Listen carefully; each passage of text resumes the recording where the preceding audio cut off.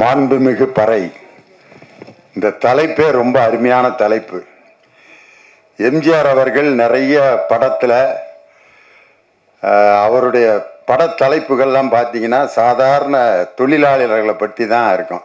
ரிக்ஷாக்காரன், பட ஓட்டி, தொழிலாளி, விவசாயி இப்படின்னு தான் இருக்கும்.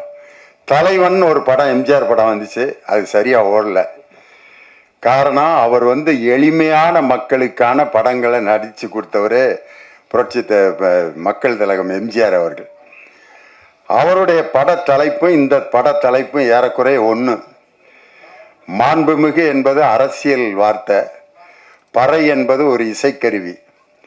எம்ஜிஆருடைய படத்தில் நாடோடி மன்னன், நாடோடிங்கிறவன் ஊர் முழுதும் சுற்றிக்கிட்டு இருக்கிறவன், மன்னன் என்கிறது உயர்ந்த ஸ்தானத்தில் இருக்கவங்க. இந்த மாண்புமிகு பறை, இந்த ரெண்டையும் சேர்த்து பறை இசைக்கு ஒரு மிகப்பெரிய அந்தஸ்தை கொடுத்த படத்தினுடைய தயாரிப்பாளர் சுபா, அப்புறம் அவங்க சுரேஷ் ராம், அவங்க ரெண்டு பேருக்கும் பிரான்ஸ்ல இருந்து இந்த படத்தை ரொம்ப அருமையாக தயாரித்து கொடுத்ததுக்காக நன்றி சொல்லி, இந்த இயக்குனர் பாருங்க, அவர் அப்படியே பரபரப்பாக தான் இருக்கார். என்னை கூப்பிட்றப்ப கூட, வணக்கம் சார், 18ஆம் தேதி வந்துடுங்க சார் அப்படின்ட்டு இப்போ அழைப்புதல் கொடுக்கறதுக்கே இவ்வளோ பரபரப்பாக இருக்கார். படம் டைரக்ட் பண்ணுறப்ப எப்படி இருந்திருப்பாருன்னு யோசிக்கிறேன் நான். அப்படிப்பட்ட ஒரு சுறுசுறுப்பான ஒரு தம்பி விஜய் சுகுமாரன் அவருடைய இயக்கத்தில் இந்த படம் வந்திருக்கிறது ரொம்ப சந்தோஷம். நம்ம இந்த மேடையில் உட்காந்துருக்க ஒவ்வொருத்தரை பற்றியும் தனித்தனியாக பேசணுன்னு ஆசை. அவர் ஜானி மாஸ்டர் இங்கே நான் வந்தோடனே சலோமியா பாட்டுக்கு ஆடி அவர் தொடங்கி வச்ச வைப்பு தான் இன்னும் அப்படியே மேடையில் வைப்ரேஷன் அப்படியே இருக்குது. அதற்கு முன்னாடி நம்ம வேலு ஆசான் பார்த்தீங்கன்னா, எனக்கு தெரிஞ்ச ஒரு கலைஞர் கூட்டத்தில் இருக்க அவ்வளவு பேரையும் தன் பக்கம் கவர்ந்து தனக்காக கைதட்ட வச்ச ஒரு அற்புதமான ஒரு வாத்தியார். அவர் ஒரு 5 நிமிஷத்தில் எவ்வளோ பெரிய மேட்ரை பண்ணிட்டாருன்ட்டு ரொம்ப சந்தோஷப்பட்டேன். அதே மாதிரி நம்ம கணேஷ் பாபு சார், அவர் என்னுடைய ரசிகருங்கும் போது ரொம்ப சந்தோஷம். நம்ம அன்பு தம்பி ஸ்ரீகாந்த் தேவாவுக்கு தேசிய விருது வாங்கி கொடுத்துருக்காரு. ஸ்ரீகாந்த் தேவாவோட பாட்டெல்லாம் கேட்டாலே இந்த ஒரு மாதிரி இந்த கோமா ஸ்டேஜில் இருக்கவங்க கூட அந்த இதெல்லாம் பிச்சு போட்டு இந்த வர்றேன் அப்படிங்கிற மாதிரி இருக்கும். அந்த பம்பர கண்ணாலைங்கிற பாட்டு சந்திரபாபு ஐயா பாடினது, அதை இவர் பாணிக்கு மாற்றி எப்படி ஒரு வைப்போட கொடுத்தாரு. பம்பர கண்ணாலே காதல் சங்கதி சொன்னாலே அப்படின்னு பரபரப்பாக ஆக்கி, அவர் எப்பயுமே ஒரு மெஷின் மாதிரி இயங்கிக்கிட்டு இருக்கிற ஒரு அருமையான இசையமைப்பாளர். அவர் இருக்கிற இடம் பூரா அப்படியே வைப்ரேஷனோடு இருக்கும். அப்படிப்பட்ட ஒரு நல்ல இசையமைப்பாளர். அதே மாதிரி நம்ம முரளி சார், அவருடைய குரலுக்கு நாங்கள்லாம் மிகப்பெரிய ரசிகர். இப்படி மேடையில் எல்லாரும் இந்த மாதிரி ஹீரோயின் பார்த்தீங்கன்னா, நம்ம பல படங்களில் ஹீரோயின்லாம் பேசி கேட்டிருக்கோம். சீவாமந்த் அப்படியே ஃபுல் ஹேரோட தான் வருவாங்க. அந்த ஹேர் முன்னாடி வந்துக்கிட்டே இருக்கேன், அதை பின்னால் அப்பப்போ தள்ளி விட்டுக்கிட்டே இருப்பாங்க. நான் இந்த படத்தில் நடித்தது எதுக்குன்னா அந்த ஹேர் இங்கே வந்துடும், அப்புறம் அப்படியே பின்னால் தள்ளி விட்டு நான் அதை பேசாமல் இழுத்து ரப்பர் பேண்ட் போட்டு பேசாமல் இருந்திருக்கலாம். ஒவ்வொரு வாக்கியத்துக்கும் அதை ஏன் இப்படி பின்னாடி, அது ஒரு ஃபேஷன் ஆகிப்போச்சு. ஆனால் நம்ம காயத்ரி ரமா எவ்வளோ அழகாக ஒரு தமிழ் பொண்ணு மாதிரி ஜட பின்னி கிளிப்பு வச்சு அந்த வேலையே இல்லாமல் அவங்க பேசின தமிழும் ரொம்ப அழகாக இருந்துச்சு. கிளைமேக்ஸில் ரொம்ப அருமையாக நடிச்சிருக்காங்கன்னு சொன்னாங்க. என் பையன் நடித்த படத்துக்கு நானே பேசுகிறது எப்படின்னா, என் மகன் என் கிளாஸில் இருக்கான், அவன் பேப்பரை நான் திருத்துறப்ப எப்படி இருந்திருக்கேன் யோசனை பண்ணி பாருங்க. அவன் என்ன எழுதினாலும் மார்க் போட்டு தான் ஆகணும். காரணம், இதே மாதிரி தான் ஒரு அப்பா தன்னுடைய மகன் பேப்பரை திருத்திக்கிட்டு இருக்காரு. தமிழ் வாத்தியார் அவர் என் பக்கத்தில் உட்காந்து திருத்திக்கிட்டு இருக்காரு. மாத்திரை என்றால் என்ன அப்படின்னு இலக்கணத்தில் ஒன்று இருக்குது. எழுத்தினுடைய அந்த டைமிங், இக் அப்படிங்கிறது அரை மாத்திரை, காங்கிறது 1 மாத்திரை, காங்கிறது 2 மாத்திரை அப்படிம்பாங்க. அதை சொல்லி எழுதணும். மாத்திரை என்றால் என்ன, எடுத்துக்காட்டுகளுடன் விளக்குக. அவன் மறந்துட்டான் படித்ததை, அவனுக்கு தெரிஞ்ச மாத்திரை எழுதியிருக்கான். மாத்திரை என்பது நோய் வந்தால் கொடுக்கப்படும் ஒரு வில்லை. இது அரசாங்க மருத்துவமனையில் இலவசமாக கிடைக்கும். மெடிக்கல் ஸ்டோரிலே காசு கொடுத்தால் தான் கொடுப்பார்கள். அரசாங்க மருத்துவமனையில் கொடுக்கப்படும் மாத்திரையில் தானா ஆனா என்று எழுதியிருக்கும். இதுதான் மாத்திரை அப்படின்னு எழுதிட்டான். ஆனால் உண்மையிலே அவனுக்கு மார்க் கொடுத்து தான் ஆகணும். தமிழ் இலக்கணத்தில் மாத்திரை என்றால் என்னன்னா கேட்டிருந்தாங்க, இல்லை மாத்திரைன்னு கேட்டிருந்தான், எழுதியிருந்தான். பெத்த அப்பே ரைட்டு போட்டு மார்க்கை போட்டான் 5க்கு 5. இப்போ என் பையன் நடித்த படத்துக்கு நானே போய் பாராட்டி பேசுறது அவ்வளவு நல்லா இருக்காது. ஆனால் இருந்தாலும் ஒரு பேச்சாளருங்கிற முறையில் என்னை கூட்டு வந்து ரொம்ப அருமையாக இந்த நிகழ்ச்சிக்கு வந்து என் முன்னாடியே பேசினார். ரொம்ப சந்தோஷம். இந்த 2 அப்பா அம்மா இன்னைக்கு மேடையில் ஒன்றா இருக்கான். நான் என் பையன் தேவா ஐயா அவருடைய சன்னு 2 தலைமுறையும் ஒரே இடத்துல சந்தித்தது ரொம்ப சந்தோஷம். நம்ம தேனிசை தென்றல் தேவா சார் எங்கள் குடும்பத்தில் ரொம்ப ஒன்றுக்குள்ளே ஒன்று. காரணம் அவரோட பாட்டை சொல்லி தான் பயங்கர பட்டிமன்றத்தில் ஹிட் ஆனான். லாலாக்கு டோல் டொப்பிமா கண்ணே கங்கம்மா இடுப்பை சுத்தி திருப்பி பாரம்மா அப்படின்னு சொல்லிட்டு இந்த பாட்டு கவிஞர் வாலி ஒரு பெண்ணை பெருமைப்படுத்துவதற்காக எழுதினார் அப்படின்னு சொல்லிட்டு அதுக்கு விளக்கம் கொடுத்தோம். லாலா என்றால் திருநெல்வேலியில் அல்வா கிண்டும் இடம், டோல் என்றால் அடுப்பு, டப்பி என்றால் மாவு வைக்கும் டப்பா. இப்படி அல்வா அடுப்பிலே வேலை செய்யும் கங்கம்மா என்ற பெண்ணே, உன்னுடைய இடுப்பை அடிக்கடி திருப்பிப்பார். ஏனென்றால் ஸ்டவ்விலிருந்து தீ உன் சேலையில் பற்றிவிடக்கூடும் என்பதற்காகத்தான் கவிஞர் வாலி லாலாக்கு டோல் டோப்பிமா கண்ணே கங்கம்மா இடுப்பு சுத்தி திருப்பி பாரம்மா என்று எழுதியதன் நோக்கம் இதுதான் அப்படின்னு சொன்னோன்னா எல்லாரும் உண்மையா வாலி வந்து என்னை பார்த்துட்டு கண்ணீர் விட்டு அழுதுட்டாரு. சத்தியமா நான் இப்படி நினைச்சு எழுதவே இல்லடா, ஏன்டா இப்படி ஒவ்வொரு பாட்டுக்கும் இப்படி அர்த்தம் சொல்லி உசுர வாங்குறீங்க அப்படின்னாரு. அந்த பாட்டு தேவாண்ணன் பாட்டை அன்னைக்கு தொடங்கினதுதான். அவருடைய பாட்டு எத்தனையோ பாட்டு மேடையில் பாடியிருக்கேன்.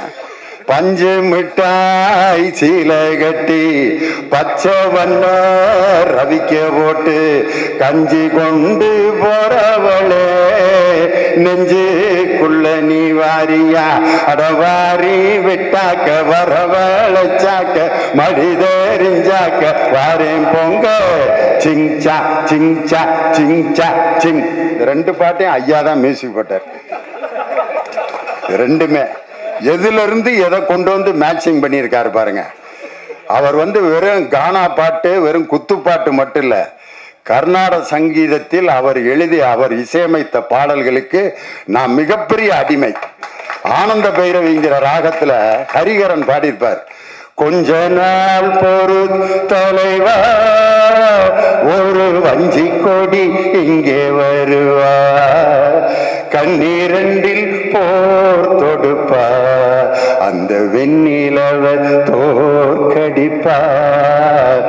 ஆனந்த பைரவி ராகத்துல இவ்வளவு அழகான ஒரு பாட்டு.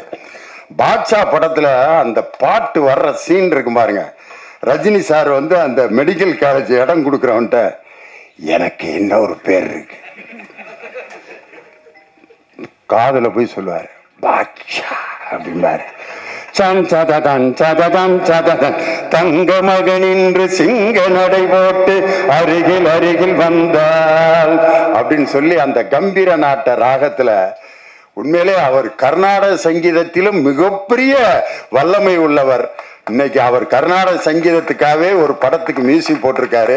அந்த படம் மிகப்பெரிய சங்கராபரணம் மாதிரி வெற்றி அடையணும்னு சொல்லி நம்ம தேவா சாருக்கு என்னுடைய மனமார்ந்த நன்றி. இந்த படத்துக்கு அவர் தான் உண்மையிலே ஹீரோ. அதனால அவருடைய பாட்டை பற்றி ஒரு தனி பட்டிமன்றம் போடலாம்னு நான் ஆசைப்படுறேன். அவர் கூடயே அவருடைய இசைக்குழுவோட வச்சு மெல்லிசை மன்னரும் நகைச்சுவை தென்றலும்னு எம்எஸ்வி ஐயா கூட ஒரு 14 வாரம் விஜய் டிவியில் ப்ரோக்ராம் பண்ணான். இனி அடுத்து தேனிசை தென்றலும் நகைச்சுவை தென்றலும் சொல்லி நானும் தேவா சாரும் சேர்ந்து ஒரு ப்ரோக்ராம் பண்ணணும்னு சொல்லி எனக்கு ரொம்ப ஆசை. அந்த கனவை வந்து நனவாக்கணும்னு ரொம்ப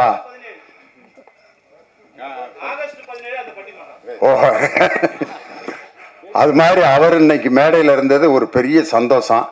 நம்ம இயக்குனர் திரைக்கதை மன்னன் ஐயா கே பாக்யராஜ் அவருடைய படத்தில் வந்து ஒரு மறக்க முடியாத வாசகங்கள்னு நிறைய இருக்கு. அதில் அவர் படத்தில் இருக்கக்கூடிய அந்த மறக்க முடியாத காட்சிகள்னு நிறையா இருக்கு. இயக்குனர் கே பாக்யராஜன் அந்த போடுற இடம் பார்த்தீங்களா, அது வந்து ரொம்ப ரசிக்கிற மாதிரி ஒரு இடம் இருக்கும். இது நம்ம ஆளு படத்துல அவர் சொந்த குரல்ல பாடியிருப்பாங்க ஐயா. பச்சை மேல சாமி ஒண்ணு உச்சி மேல ஏறுதுன்னு எடுடா தம்பி மேலாம் கொஞ்சம் எதமா போடு தாளாம். கோயிலுக்கு சாமி கும்பிட போவாங்க. அப்ப இவருக்கு சாமி வரவே வராது. சாமி வருது சாமி வருது வருது சாமி வருதுன்னு ஆடுறா அப்படிம்பாங்க. ஆடவே மாட்டேன், வரல வராம நான் இப்படி ஆடுறது வரலடா சாமி அப்படின்னு. பின்னால ஒரு ஊசியை வச்சு பேக்ல ஒரு குத்தி விடுவாங்க. அப்படின்னா சாமி வந்துருச்சு சாமி வந்துருச்சு சாமி வந்துருச்சுட்டு அந்த ஊசி குத்தி அவர் ஆடணுன்னா சாமி வந்துருச்சுன்னு எல்லாரும் கும்பிட ஆரம்பிப்பாங்க. இயக்கம் கே பாக்கியராஜ் அப்படின்னு போடுவாரு. ஒவ்வொரு படத்துலயும் அந்த இடம் வந்து ரொம்ப பவர்ஃபுல்லா இருக்கும். இன்னொரு படத்துல ஒருத்தன் வண்டியில நிறைய பாரம் ஏற்றி இழுத்துட்டு வருவான். அவன் ரொம்ப கஷ்டப்பட்டு இழுத்துட்டு வர்றதை பார்த்துட்டு இவரும் சேர்ந்து இழுக்கிறேன்ட்டு அப்படி இழுப்பாரு. அந்த வண்டி லோடு இந்த பக்கம் இறங்கிறேன், இவரு மட்டும் மேல அப்படியே தொங்கிட்டே இருப்பாரு. அப்போ போடுவாரு இயக்கம் கே பாக்கியராஜ். ஒரு தன்னுடைய பேரை வந்து அந்த போடுறதுல கூட ஒரு அற்புதமான ரசனையை கொடுத்த ஒரு மாபெரும் திரைக்கதை மன்னன் எங்க ஐயா கே பாக்கியராஜ் வந்து இந்த படத்துக்கு வாழ்த்து சொன்னது பெரிய சந்தோஷம். அதே மாதிரி பெரிய பெரிய தலைவர்களை எல்லாம் பேட்டி எடுக்க ஒரு பத்திரிகை நிருபர் போனாரு. அந்த தலைவர்கள் எல்லாம் தூங்கி விட்டார்கள். ஆனா 12 மணிக்கு ஒரு தலைவர்கிட்ட போறாரு. ஆனா அவர்கிட்ட 10 மணிக்கே வர்றேன்னு சொல்லியிருந்தாரு. ஆனா 12 மணிக்கு அந்த நிருபர் போறாரு. அந்த தலைவர் உட்கார்ந்து எழுதிக்கிட்டு இருக்காரு.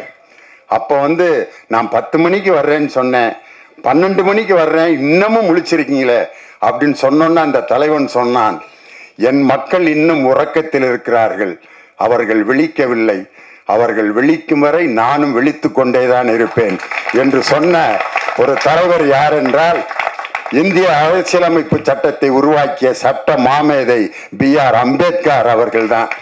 இன்னைக்கு சாதாரண சமூக நீதிக்காக உழைத்து கொண்டிருக்கக்கூடிய ஒரு மாபெரும், நான் மிகவும் நேசிக்கக்கூடிய என் அருமை சகோதரர் எழுச்சி தமிழர் தொல் திருமா அவர்கள் இந்த நிகழ்ச்சிக்கு வருகை தந்து இந்த இசை வெளியீட்டுக்கு வருகை தந்தது ரொம்ப எங்களுக்கெல்லாம் மிகப்பெரிய பெருமை.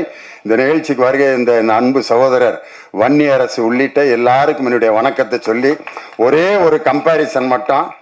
அதாவது 2 விதமான கருவிகள் இருக்கும். நின்று வாசித்தோம்னா அதுக்கு பேர் நையாண்டி மேளம்பான், உட்காந்து அடித்தோம்னா அதுக்கு பேர் தவில். அவர் பெரிய வித்வான். இவர் வந்து குச்சியை வச்சுட்டு டண்டக்கன் டண்டக்கன் டண்டக்கன் டண்டக்கன் அடிப்பார். அவர் நையாண்டி மேளம் அவருக்கு பேர். அதையே மேடையில் உட்காந்து தக்கிட்ட தக்கிட்ட தக்கிட்ட தக்கிட்டன்னு அடிச்சா ஆஹா பெரிய வித்வான்றா தமிழ் வித்வான் அப்படிம்பாங்க. அதே மாதிரி நாயனம் கீழே நின்று கரகாட்டத்துக்கு ஊதுவார், அதுக்கு பேர் நாயனம்பாங்க. அதையே மேடையில் உட்காந்து பான் பான் அப்படின்னா நாதஸ்வர வித்வான் அவருக்கு பேர். நின்று வாசிச்சா அவர் வந்து நையாண்டி மேளம் நாயனா, ஆனால் உட்காந்து வாசித்தா அதுக்கே இன்னொரு பேர். அதே மாதிரி தான் இந்த தப்பாட்டத்தை வந்து உட்காந்து நீங்கள் வாசிக்க முடியுமா? யாராவது ஐயாட்ட கேட்குறேன், உட்காந்து அடிக்க முடியுமா? ஐயா முடியவே முடியாது. அதுக்கு ஒரு எனர்ஜி இல்லாமல் தப்பாட்டத்தை யாராலும் வாசிக்கவே முடியாது. ஐயா வந்து இப்படி வாசிக்கிட்டே இருந்தவர் திடீர்னு இப்படி ஒரு மூமெண்ட் கொடுத்தாரு பாருங்க, கூட்டமே அப்படியே லேசா அப்படியே அவர் கூட அப்படியே ஆடிச்சு. அதே மாதிரி நம்ம ஆழி இசைக்குழு அடாடாடா பெர்ஃபார்மன்ஸு உண்மையிலே அந்த தப்பாட்டத்துக்குன்னு ஒரு யூனிஃபார்ம் இருக்கான். ஆனால் எல்லாம் ஜீன்ஸ் பேண்ட்டு டிஷர்ட் போட்டு நார்த் ஸ்டார் ஷூ போட்டு அவங்க வாசித்த அந்த அழகு கலை ரொம்ப அந்த எழிலுக்கு என்னுடைய மனமார்ந்த வாழ்த்துக்களும் பாராட்டுக்கலாம். அதனால் இந்த நிகழ்ச்சிக்கு வருகை தந்து இந்த அருமையான இசை நிகழ்ச்சியில் தப்பாட்டங்கிறது எல்லா இடத்துலையும் அந்த தப்பு இசை வந்துக்கிட்டே இருக்கும். இளையராஜா சார் புன்னகை மன்னன் படத்தில் ஒரு பாட்டு போட்டிருப்பாரு, ரேவதி டான்ஸ் ஆடிருப்பாங்க.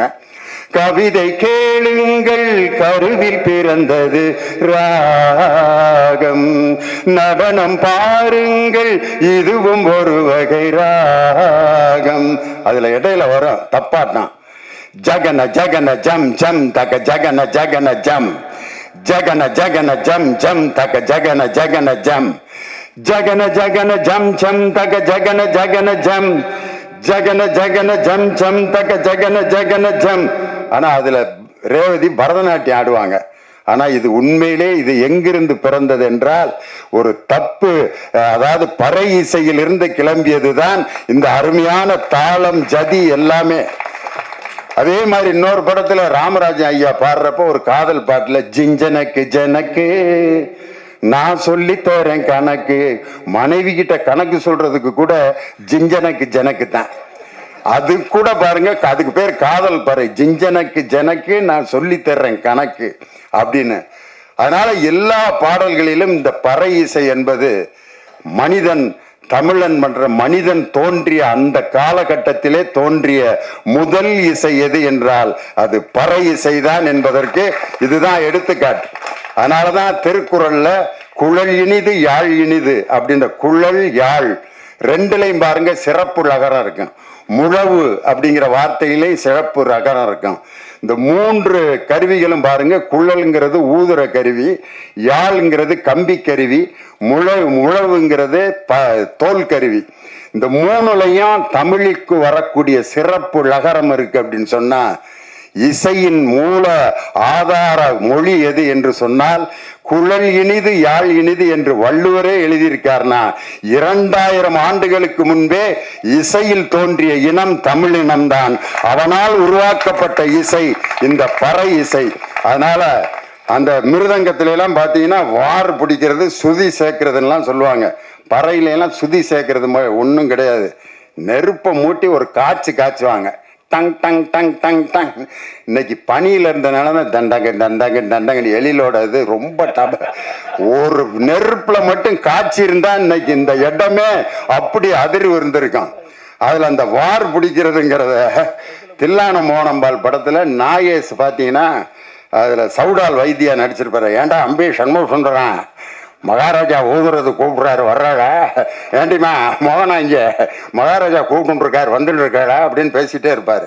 அப்ப பாலையா சொல்லுவாரு, இந்த நரம்பு பயலை வார் புட்டுச்சா எல்லாம் சரியா போயிரும்டா அப்படிம்பாரு. அந்த நாயச நரம்பு புயலை வார் புடிச்சாம்பார். அந்த மிருதங்கத்துல சுருதி சேர்க்கிறதுன்னு ஒரு இடம் இருக்கு. ஆனா பறை இசைக்கு அப்படிலாம் இல்லை. மக்களுடைய எண்ணங்களிலும் மகிழ்ச்சியிலும் ஒவ்வொரு விஷயத்திலும் உருவானது இந்த பறை இசை. விலங்குகளிடமிருந்து தன்னை காப்பாற்றுவதற்காகவும் மற்றவர்களுக்கு செய்திகளை அறிவிப்பதற்காகவும் உருவாக்கப்பட்ட இசை இந்த பறை இசை. எங்க ஊர்ல இந்த பறை இசை எப்படி பயன்படுத்தினாங்கன்னா, 2 குரூப்புக்கு இடையில திருவிழாவில் சண்டை வந்துருச்சு. நான் அடிச்சு கொல்லாம விட மாட்டான் கத்திக்கிட்டு இருக்கான். அதுங்க எங்க ஊர் நாட்டாம்காரர் வந்தாரு. எப்படா இவங்களை ஸ்டாப் பண்றதுன்னா, பறை இசை கலைஞர்களை ஒரு 50 பேர் 20 பேர் இருந்தாங்க. வாங்க ஜிஎன் வேலுச்சாமி குரூப், அவங்க வந்து சப்பரத்தில் வாசிக்கிறதுக்காக வந்திருக்காங்க. இங்கே வாங்க, இந்த 2 பேர்த்துக்கு இடையில அடிங்க எல்லாரும் அப்படின்னு. ஜந்தக்கு ஜந்தக்கு ஜந்தக்கு ஜந்தக்கு ஜந்தக்கு ஜந்தக்கு ஜந்தக்கு ஜந்தக்கு ஜந்தக்கு. இவன் பேசுறது அவனுக்கு கேட்கல, அவன் பேசுறது இவனுக்கு கேட்கல. கேட்டா தானே திருப்பி சண்டை போடுவேன். அடிச்ச அடியில இவன் பேசுறது அவனுக்கு கேட்கல, அவன் பேசுறது இவனுக்கு. சண்டை முடிச்சுட்டு அவன் பாட்டுக்கு போயிட்டான். நாட்டாம்காரரை பார்த்தேன், ஐயா எல்லாத்துக்கும் அறிவிக்கிறதுக்கு தான் பறையை பயன்படுத்துவாங்க, நீ சண்டைக்கு சமாதானத்துக்கு பறையை பயன்படுத்தின ஒரே ஆள் நீதாயான்ட்டு. அதனால இது போர் பறை மட்டும் இல்லை, போர் நடப்பதற்கு, போரே நடக்காமல் சமாதானம் செய்வதற்கு கூட இந்த பறை என்ற இசை உதவி செய்யுங்கிறதுக்கு இதுதான் எடுத்துக்காட்டு. அப்படிப்பட்ட அருமையான பறை இசையை பற்றிய இந்த மாண்புமிகு பறை என்ற படம் டிசம்பர் 12ஆம் தேதி அன்னைக்கு ரிலீஸ் ஆகுது. சூப்பர் ஸ்டார் வந்து சூப்பர் ஸ்டாரோட ரசிகன் எங்க ஐயா தேனிசை தென்றல் தேவான்னு சொன்னாங்க.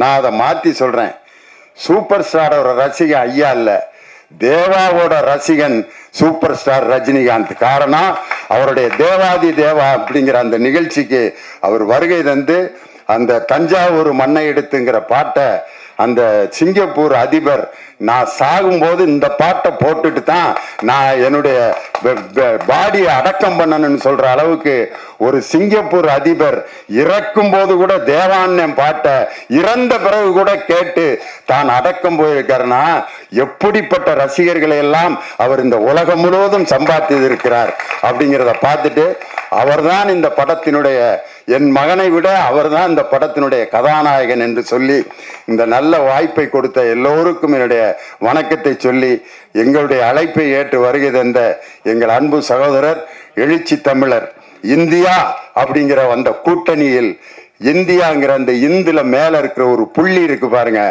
அந்த புள்ளி தான் என் அருமை சகோதரர் தொல் திருமா அவர்கள். அந்த புள்ளியை எடுத்துட்டா இனதியான் மாறிடும். அதனால இந்தியாங்கிற அந்த வார்த்தையில் இருக்கும் புள்ளிதான் என் அருமை சகோதரர். கருப்பு, சிவப்பு, நீலம் மூன்றும் சேர்ந்து இந்த இந்தியாவில் சமூக நீதியை கொண்டு வரும் என்ற ஆழ்ந்த நம்பிக்கையில் எங்கள் அருமை சகோதரர் தொல் திருமா அவர்களை இந்த நிகழ்ச்சிக்கு வருகை தந்ததற்காக பலமுறை அவருக்கு எங்கள் குடும்பத்தின் சார்பாக, இந்த டீம் சார்பாக நன்றி சொல்லி உங்களிடமிருந்து விடைபெறுகிறேன். நன்றி, வணக்கம்.